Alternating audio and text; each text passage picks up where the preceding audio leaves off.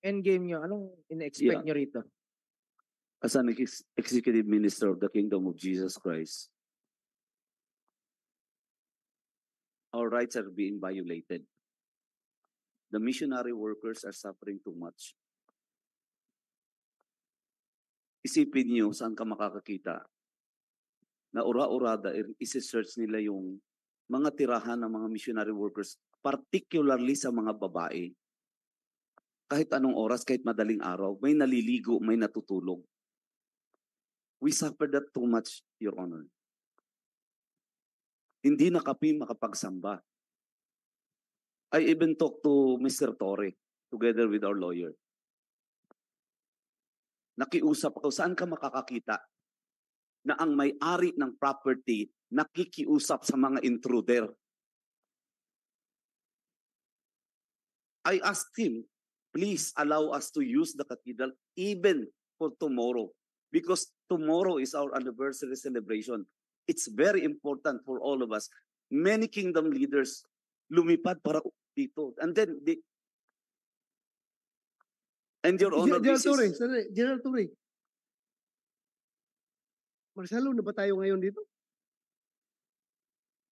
Sir, I think we have finished the discussion on that matter amicably, and they have agreed that they do their celebration in the plaza, because actually, sir, they cannot fit everybody in the cathedral. There was, with the president, Your vice Honor. president in attendance, there was more than they're claiming to be expecting more than 3,000 people. So that's but an academic point, sir. The real intention, the first and foremost real intention for their September 1 celebration is really outdoors in the plaza, in front of the big Okay.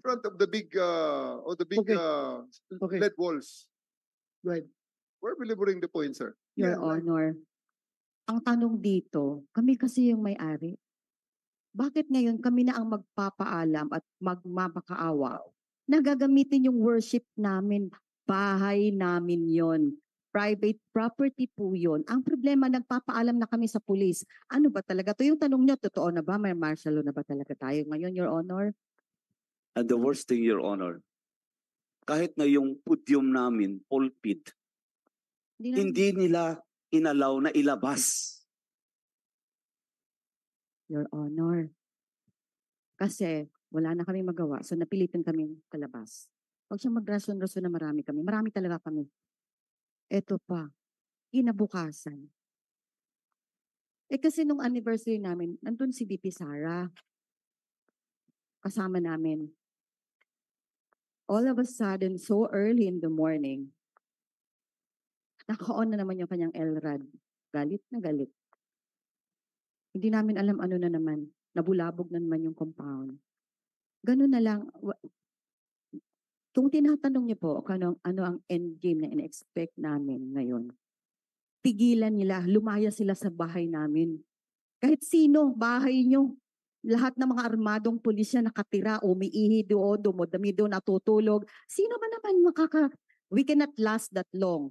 Nagpapasalamat lang kami. Naturuan kami ng aming mahal na pastor. Palagi kami ang nagpapasensya. Kahit i-play nyo yung ilang video namin, ko ang palaging nagsasalita na hindi kami lalaban. Huwag kaming lumaban kahit anong gawin ng mga pulis, kasi yun ang pinagbilin sa amin ng mahal na pastor namin. Kasi kung hindi, patay na kaming lahat. Sa totoo lang, ano ang endgame tong pangatlong hearing na to? Na lumayas lahat ng pulis sa pamamahay namin dahil wala na silang karapatan na to stay there 1 minute longer. Because we know after this, aabuso na naman sila. And hopefully, Mr. Chair, yung meron pang natitirang mabubuti at matitinong mga officials ng police, marami na pong mga open letter na lumalabas. Marami na din talagang diskontento doon. Meron pang nagsabi sa akin na police, ma'am, hindi lang kayang matutuwa kung makaalis kami dito. Mas lalo kaming matuwa kung makauwi na kami. Sir, Mr. Chair, we are appealing not only as KOJC na yung property namin, simbahan yon, bahay namin yon, nilusob, kinubkob, namatayan na kami. Ang mahal na ng mga nagastos namin sa lahat ng mga nasaktan. Ano bang nangyayari sa bansa natin? ang police mismo who vowed to protect and serve the people and they have sacrificed their life for God, country, and people are now our oppressors. They are now killing us slow by slow. Araw-araw ganon. So, pag uwi namin ngayon, nandun pa rin yung mga police, nandun pa rin yung mga SAP, pumasok na naman sila, bubuksan na naman nila yung butas kasi hindi titigil ang general na ito kung hindi niya makita doon sa lupa. Ano pa ba? Ano pa bang meron? Meron pa ba kaming pag-asa?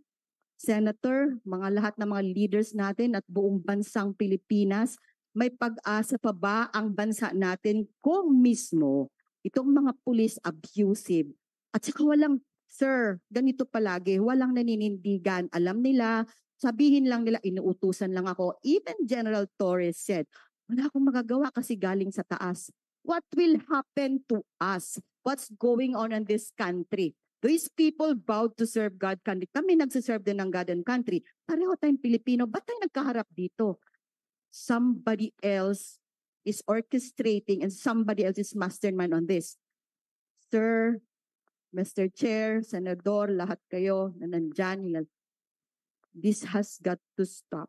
This is the end game that we want, that when we go home, please, tinatawagan na namin ang lahat. Sino bang nag-utos sa taas?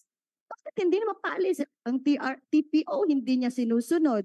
Nag-appeal kami sa Court of Appeals, dinidismiss. Itong si DOJ Remulla, kakasuhan niya yung judge na nag-issue ng TPO. What do we expect from this country now? And nobody of these officers are standing up to the truth.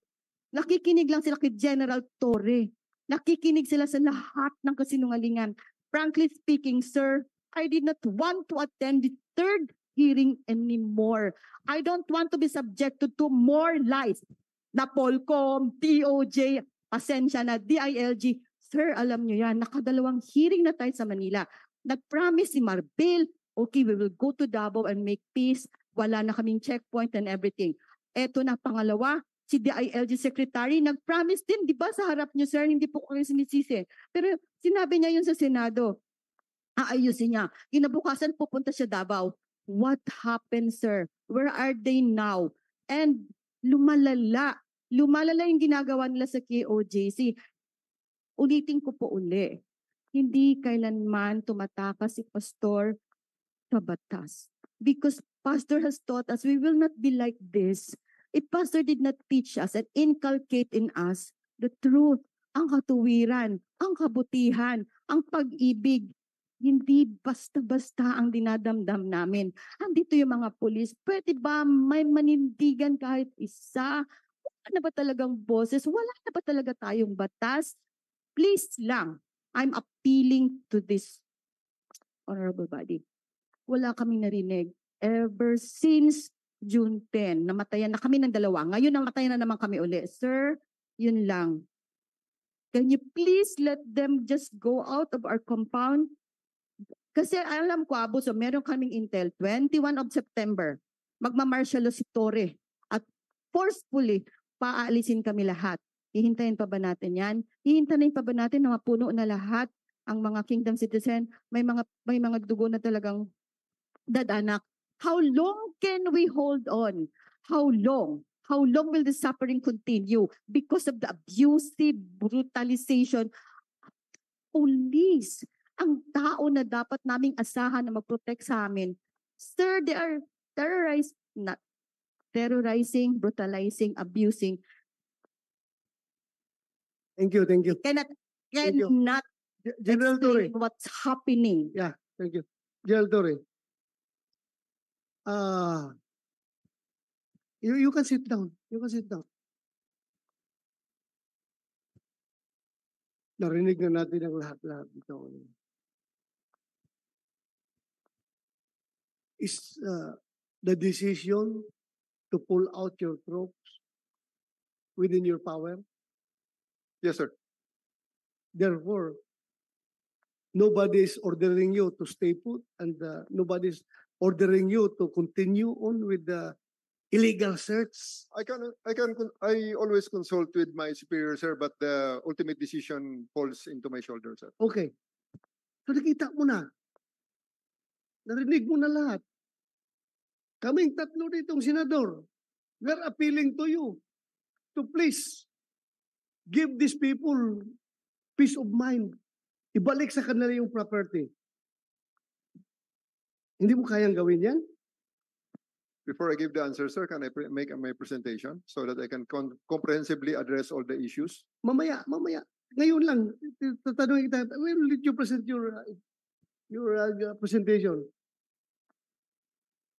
Kasi alam mo, ganito yan, Nick. Ganito yan. If the decision is within your level as the regional director, alam mo,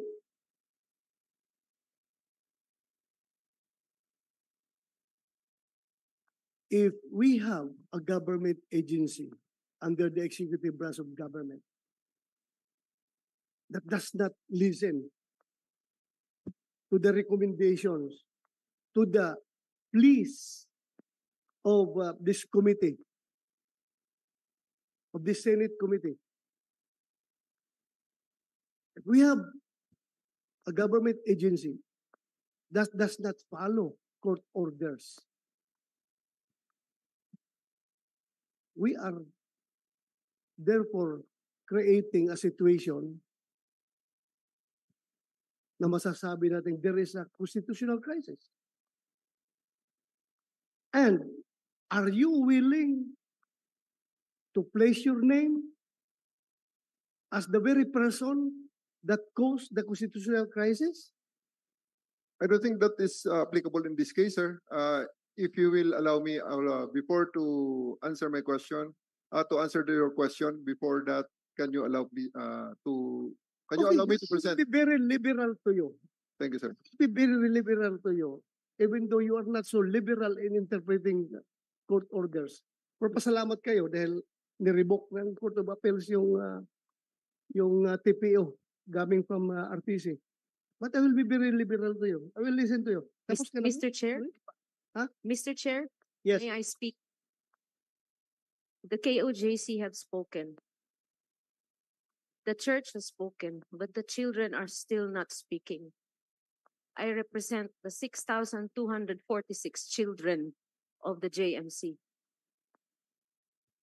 They have not been able to go to class. They have to go homeschooling, causing chaos in their families because their parents cannot work,